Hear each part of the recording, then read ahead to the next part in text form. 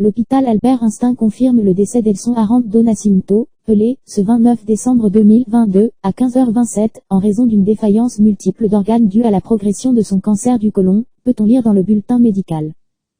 Nous aimons à l'infini, repose en paix, avait écrit peu avant sur Instagram Kelly Nascimento, l'une des filles de Pelé, dont la santé était chancelante ces dernières années. À l'extérieur de l'hôpital, où le triple champion du monde est décédé, des fans ont brandi une banderole où l'on pouvait lire « Roi Pelé éternel ». L'annonce de sa mort a provoqué une véritable onde de choc dans le monde entier, avec une pluie d'hommages sur les réseaux sociaux. Il a fait du football un art, a écrit sur Instagram l'attaquant du Paris Saint-Germain, son héritier au sein de la sélection brésilienne. Le roi du football nous a quittés, mais son héritage ne sera jamais oublié, repose en paix, roi, a dit la superstar de l'équipe de France Kylian Mbappé, souvent comparé à Pelé pour sa précocité. Repose en paix, Pelé, a réagi pour sa part Lionel Messi, coéquipier de Neymar et Mbappé au PSG et vainqueur de la Coupe du Monde de football avec l'Argentine le 18e décembre dernier.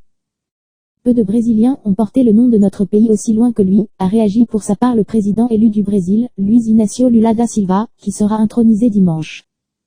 La présidence brésilienne, que Jair Bolsonaro occupe jusqu'à samedi, a pour sa part salué la mémoire de l'un des plus grands athlètes de tous les temps.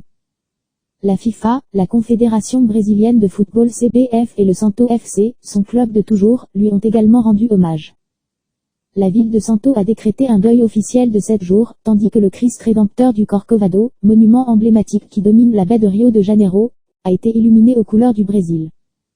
C'est une grande perte pour le Brésil, il nous a donné 3 titres mondiaux, que Maradona le reçoive pour qu'ils dribblent ensemble au ciel, a dit Alaf Edlen de Oliveira, enseignante de 45 ans à Brasilia.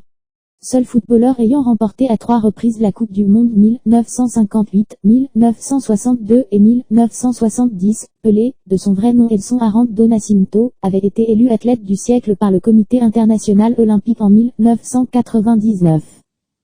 Aucun joueur n'a fait autant trembler les filets, 1281 buts en 1363 matchs sous les maillots de Santo 1956-74, son club au Brésil, de la Seleção Nacional et du Cosmos de New York 1975-77. Mais au-delà des chiffres, Pelé restera dans les mémoires comme le roi qui a révolutionné son sport, avec son éternel numéro 10 dans le dos. Ce dribbleur de génie a été le précurseur du football moderne, avec une qualité technique exceptionnelle conjuguée à des capacités athlétiques hors normes en dépit de sa taille modeste 1,72 m.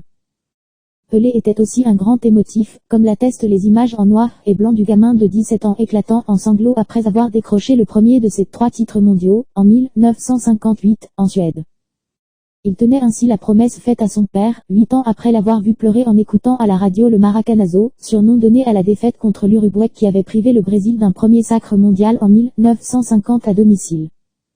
En 1970, lors du premier mondial retransmis en couleur par les chaînes de télévision, c'est avec un sourire radieux que le roi, au sommet de son art, avait fêté le triplé historique, au sein d'une équipe que beaucoup considèrent comme la plus talentueuse de tous les temps, avec Rivellino, Tostão ou Jairzinho.